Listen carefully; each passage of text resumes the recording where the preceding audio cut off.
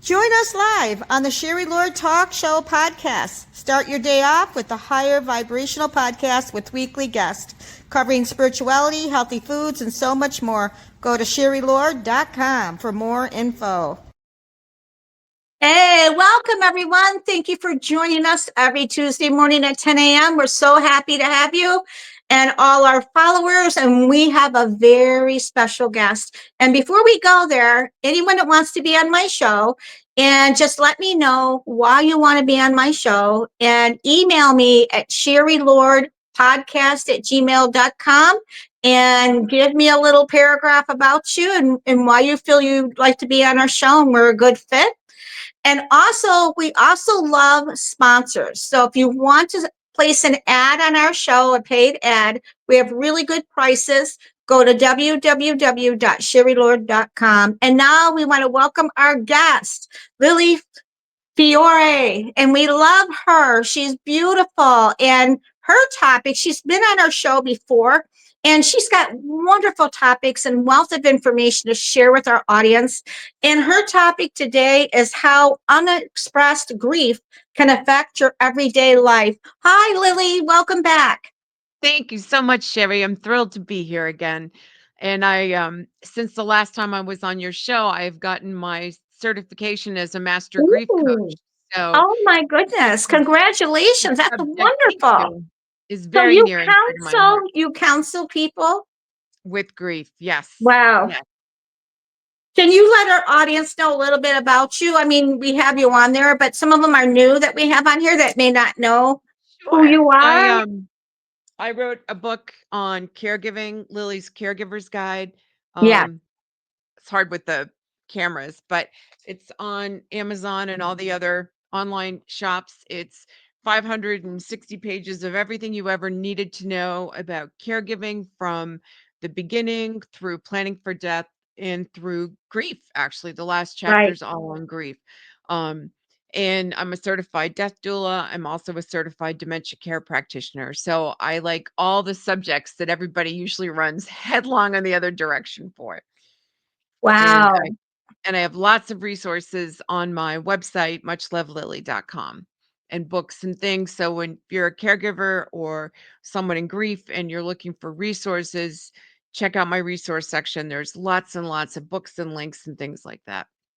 Absolutely. I mean, you're a wealth of information, which is really good, but you're also a very, very compassionate. And I really want to talk about how unexpressed grief can affect your everyday life. Can you give us some examples of some people that's gone through some things and what can Sure. people do to move, to work with that or to move beyond that? I think the first thing that I would like to dispel is the idea that grief is something you get over. You do not Yeah. get over losing somebody's live body presence and energy in your life. When they're gone, there is nothing that can fill that vacuum, that emptiness. So it is important to understand that this isn't going to go away. What you have to do is learn how to integrate Hmm. the love you have for this person in your everyday life. And I have heard grief talked about as love with no place to go. And I love that because that is to me, that is a very accurate description of grief. I miss my dad. I want to talk to my dad. I love my dad. I have so much I want to share with him that I can't share with him. So I find other ways to connect with him, whether it's walking in the woods. For my mom, it's going to art galleries because she was an art historian and worked at the Met when she was younger, and was an artist herself. So what I like to in my book, there's in the last chapter, there's a worksheet, and have found that when I have lost somebody, there are certain things that hurt too much to approach. Maybe it's going to dinner at a certain restaurant, wearing a certain outfit because you remember what they said the last time you wore it when you were out with Mhm. them. Different activities that are just Yeah. too painful and are too raw when they first die. And what I've also figured out is that later on, however long it takes you in this journey, at some point you've healed enough so that these things that were triggers for grief turn into touch points where you feel connected to your loved one by revisiting these things that used to bring you to tears. So, my brother is brilliant. Our mother loved orchids. So on her birthday, Yeah. the anniversary Um, of her death, or, different days that mean things to people, I always suggest instead of, well, first what he does is he goes to different botanical gardens to celebrate mom and to honor her because they oh, used to no. go to botanical gardens when she was alive and they really enjoyed looking at the orchids and things like that. So he taught me a lot about what a great idea it is. And I myself learned that the holiday Mother's Day was particularly rough for me in anticipation of it.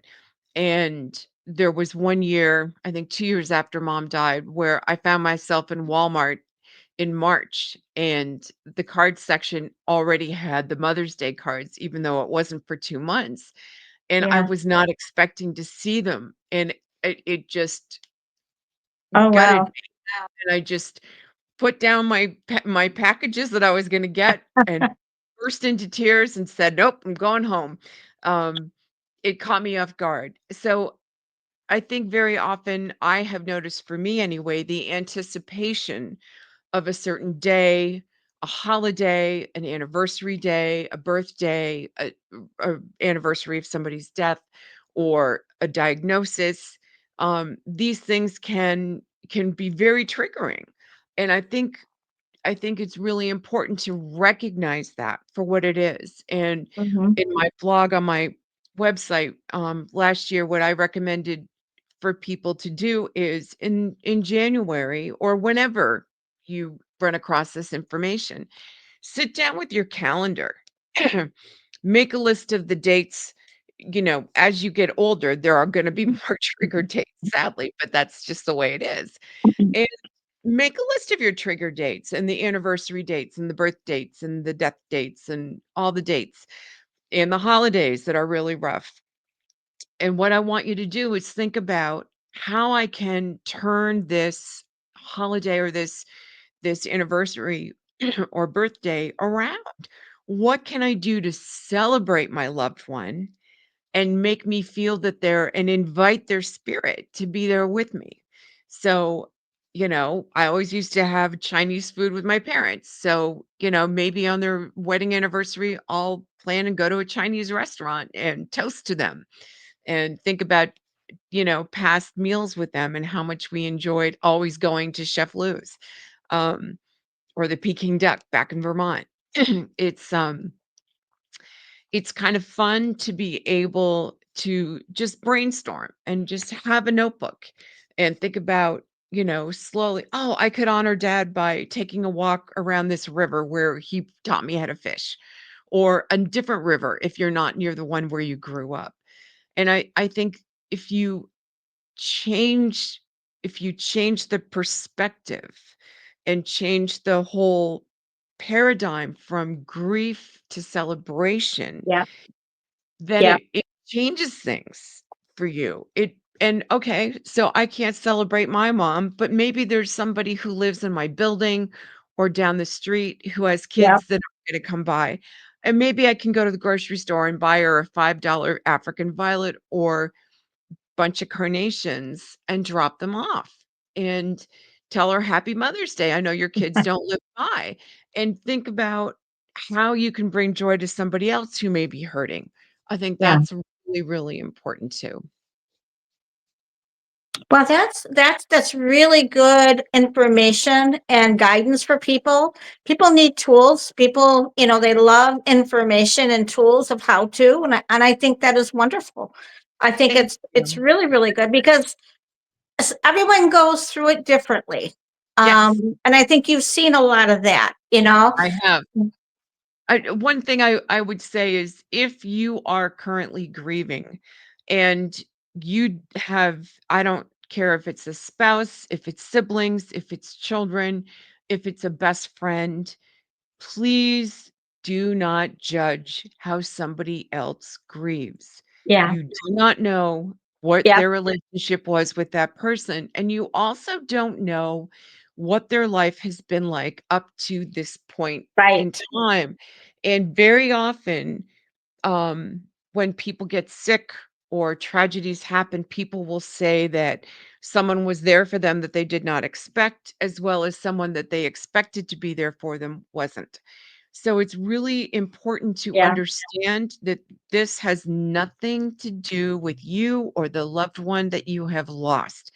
This is not to be taken personally. This just means this person is on their own journey Yep. and has their own boundaries and limitations. Send them a blessing, send them love and Yeah. light. Do not judge. You Yep. don't know what they're feeling when the doors are closed and it's late at night. You have no idea. You have Yeah, no I idea. know that everybody they go through the journey differently. And I with the way they cope with it, you know. Yeah, And it's okay, but everybody's different. I know that some people try, oh, this is the way I do it. You need to do it that way. right. No, everybody does it their own way. You know, like I tell people, you can have different people going through divorce, but everyone goes through it differently. So everyone's got their own experience with it, and whatever their experience was not the same, even though it was a divorce. You know, Yes. everybody's unique with it and the way they handle it.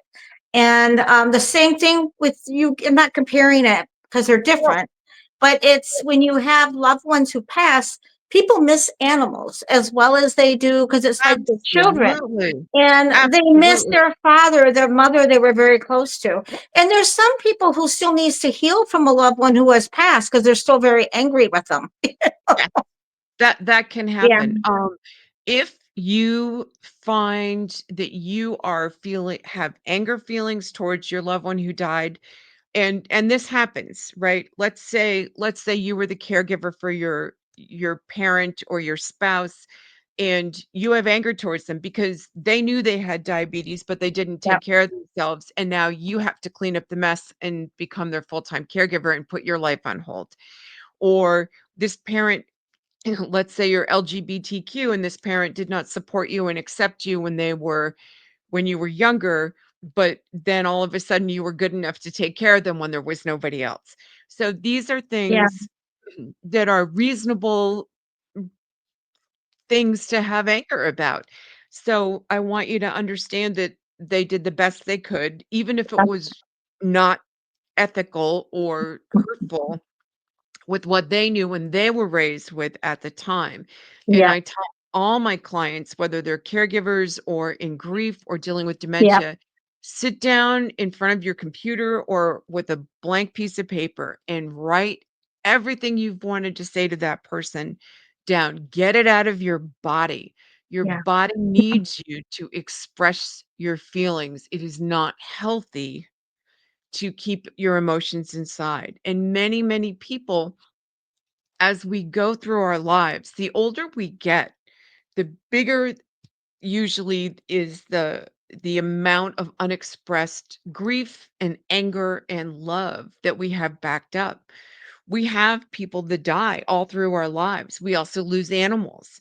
We mhm, also lose jobs we love or move from places we don't want to move from. Those things all are grief mhm, producing.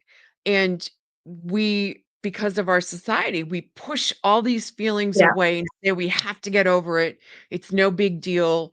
And we suppress our feelings. And then at some point, the package that you are carrying on your shoulders becomes so large, you can't handle it anymore. And then everybody starts tripping on it. So if you notice that you are mhm, snapping at yeah, your coworkers, at your neighbors, at your kids, at your partner, at your spouse, at yourself. If you have a resting angry face instead of having a pleasant, content, or neutral face, you're those are red flags. My dad and I developed a term for when you have unexpressed emotions and they start flowing out. So if you we call it leaking. So if you run into your neighbor, Mrs. Smith, at the grocery store. And Mrs. Smith is obviously in a hurry. She's walking fast. She sees you. She doesn't want to be rude. She says, "Hey, how are you?" And you immediately start saying, "Oh, well, blah, blah, blah, blah, blah, blah, blah." And you start spewing whatever it is that's on your mind. You are leaking. Mrs. Smith cares about you, but she doesn't want to hear about that at that particular moment. She's on a mission. She's got to get what she's got to get and get on her way. So if you find that you are leaking, if you find that you are snapping, if you find you are not sleeping, if you find you are not eating healthy, right? All these things, or if you start noticing that you are crying at every sad commercial, or you're getting upset with the news and feeling heaviness, these are all signs that you need a therapist or a counselor, someone who's certified or licensed or in some form. It might be your pastor at church, it might be the head of your lodge if that's the kind of role they play. Um, but please seek out somebody to talk to. Look for leaks. Look for leaks. Look for red flags. Look for constant anger. These are all very, very trustworthy signs that let you know that you're not okay and you need to take better care of yourself. That is good advice. It really is. Very, Thank very, very good advice. Yeah, because people go through emotions and they need to be able, to understand and move through them and, not carry them. And I like the tip about writing because I think it's important. A lot of people has no one to express to, but if you write it out, it helps you release it and you're it. not holding on to it. That is a really good, a Yeah. really, really good tip. And Sherry, as you have said to me in more than one occasion, we have layers of Yeah. emotion.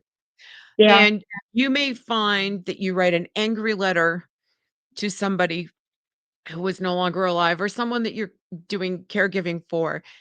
And then after that, you find you need to write them a love letter saying, "I love you so much. It just hurt me so much that you couldn't see that you needed to take better care of yourself." You Yeah. will see in your letters to them that there's a progression of feelings and Mhm. changes in how you feel. And you may need to write 5 letters, Yeah. and a really nice thing to do is to print them out, and if you've got a body of water nearby, I personally, because we've got the ocean nearby, I love going to the ocean and sunrise and with a Mhm. metal bowl, and I will burn the letters that I have written and release them to God and the spirit world and my angels and Yeah. ask for guidance and help to process all the feelings that I have written about, and that's been very helpful for me. That's If you don't wonderful. have a lake or an ocean, maybe you've got a backyard grill, or a fire pit, something. Just make sure you burn them in a non-flammable container, please. Oh, yeah, that's really good advice. Really good advice. And people need tools. They need to know how to cope with something or what they can do to process it. Yeah, And it's important to have tools to process. And a lot of sure. people, a lot of my friends, and you have people, we all know people who have animals. Yes, And I tell people it's the same way as a loved one has passed. They have a soul absolutely. and yeah, and what do you tell people who had lost an animal and that they're mourning? They're very close to them. They were like their best friend. They probably died maybe at the age 13, 14. They had them since they were a baby and they're mourning the dog. You And you other validate animals it. mourn the dog. Yes, they do, they Mhm. absolutely do. You validate them and make Yeah. sure that very often I've found with people who have pet children, fur babies, that there's when they lose an animal, sometimes there's usually one smart aleck that will say, "Oh, come on, get over it. It's just an animal," right? And Yeah. puts down their feelings. So I Mhm. think it's really important to remember that the person that says something that's so insensitive like that, the odds are they're talking to themselves about a death of an animal they haven't gotten over. And Mhm. so we reflect things that we're feeling ourselves when we take pot shots at people and say things that are hurtful. it's often unresolved trauma on the person's Yeah. part that says it. And so, please, I want you to look inside your heart and know, don't take it personally. You know that this animal was much more than an animal to you. It was a companion. It was a best friend. It was somebody who was always there for you when you Yeah. needed them. And and animals have personalities, very distinct personalities, just like people. And it's really important to honor that and to acknowledge that. And it doesn't matter that they had 4 legs and not 2, you know? Yeah. Or maybe they're a bird and they had 2. I don't know, but, it's honor your feelings. I eh, don't listen Yeah. to people that don't understand. They're saying those things because they have trauma they have not healed. If they had faced their trauma, they never would say anything hurtful. Yeah. And there's also some people that that, when you meet them, they're they haven't moved forward, even though their partner or their mother, whoever, it might have been 20 years, Right. and That's they true. still have their things in their closet. So they Yes, that can't is go true. into the bedroom. Right. And it's like they can't. What do you recommend or help people in those situations where they let go a little bit, but they really hold on, but but they can't even go into the bedroom because it's the Right. reminder. So, I there's a article in my book in the grief section called Hooks in Our Hearts. Yeah. When something like that happens and you are not able to let go of Yeah. the person, there is usually actually, every time that I've dealt with someone who has a hook in their heart, there's a Yeah. reason. There is some unexpressed grief, Yeah. there is guilt, there is feelings of not being enough for this person. There's unresolved emotion, unresolved love, guilt, or anger Yeah. that they are playing in their head, thinking that things might have ended differently if they had done something differently. Hmm. And so what I try to do in that is get them to ask themselves lots of questions.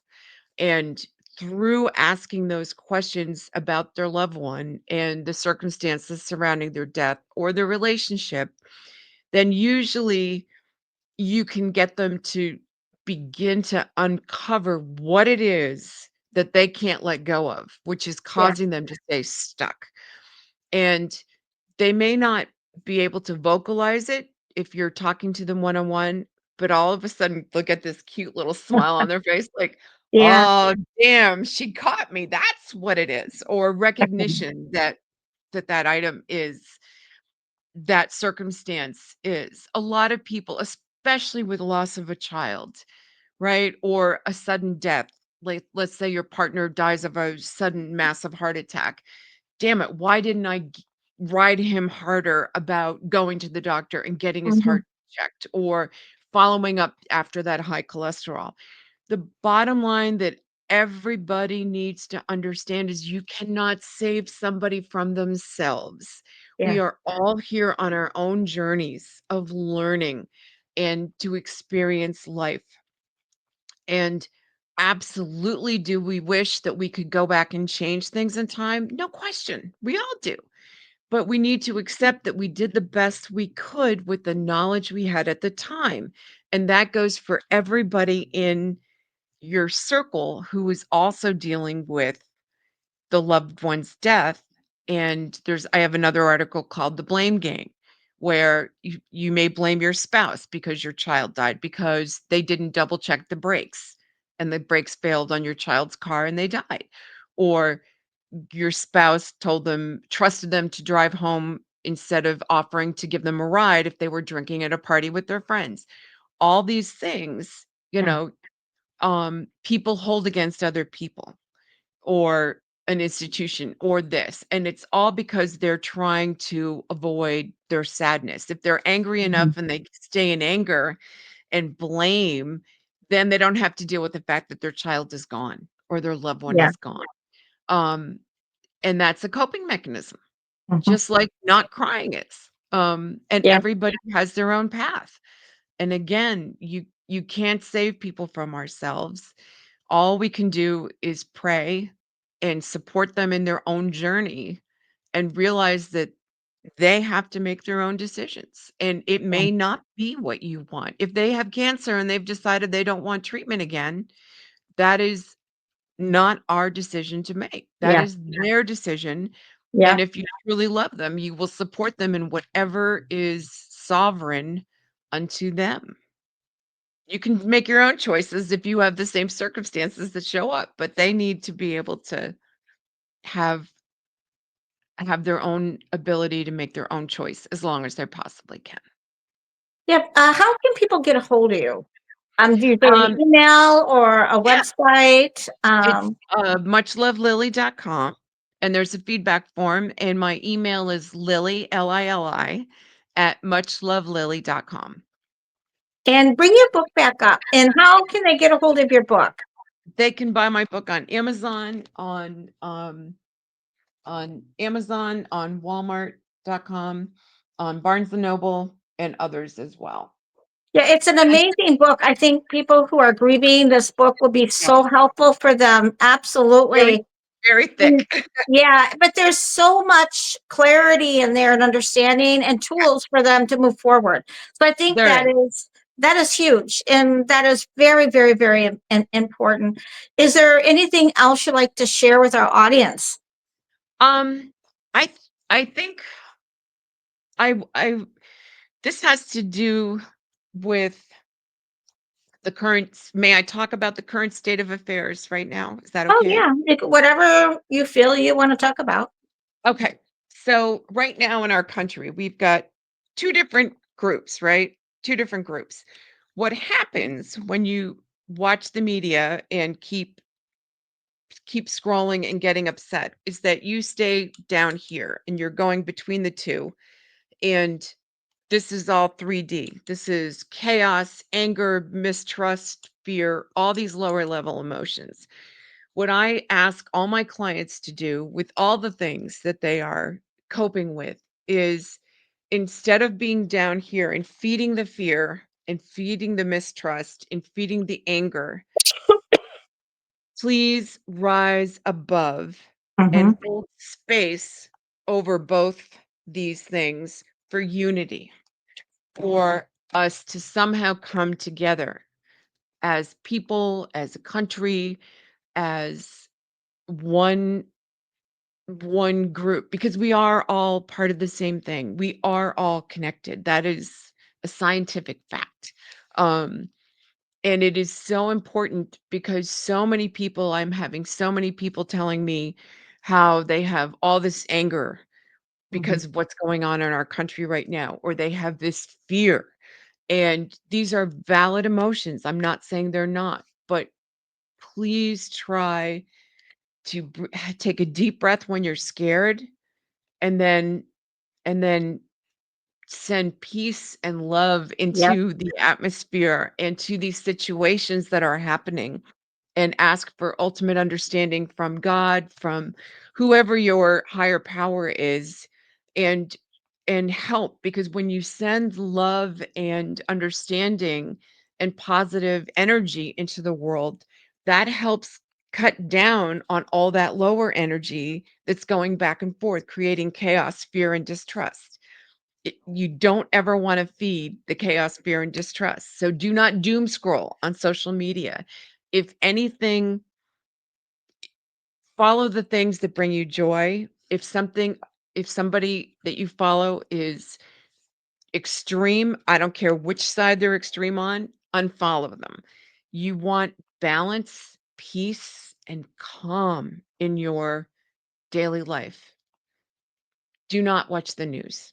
There's like 3 or 4 that nonpartisan newsletters you can sign up for that literally just give you the news and nothing else, just the facts.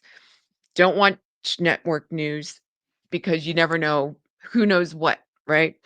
So get the facts you need, and then stop the rest of it and concentrate on bringing peace and love and balance and calm into your life and into the life of everybody you connect with. Take Yep. the extra minute to say hi to somebody when you pass them on the street or are behind them in line.